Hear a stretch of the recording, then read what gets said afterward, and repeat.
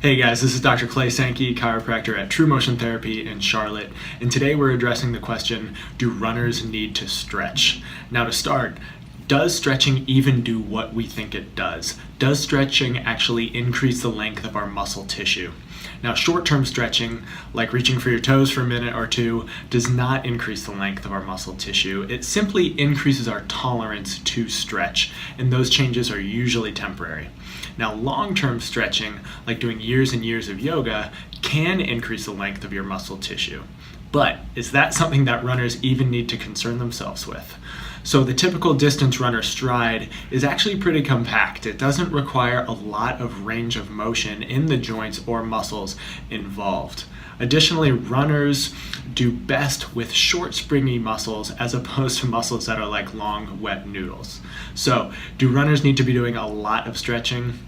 No, they do not. So what do I recommend? So before you run, you simply want to get your muscles warm. You can do this with a light spin on a bike, a light jog, followed up with some dynamic mobility drills like leg swings, hip circles, knee lifts. And then after you run, you can simply replicate those dynamic drills that you did before you ran. So the key is dynamic mobility. That's where you get the most bang for your buck. It involves the nervous system to make those changes stick much better. Now, do I give stretches to my patients? Of course I do.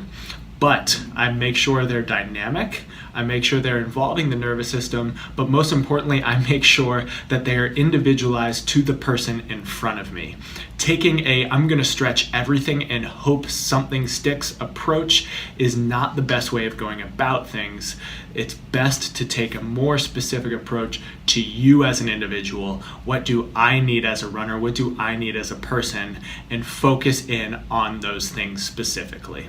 So, to close, do runners need to be doing a lot of just general stretching? Absolutely not.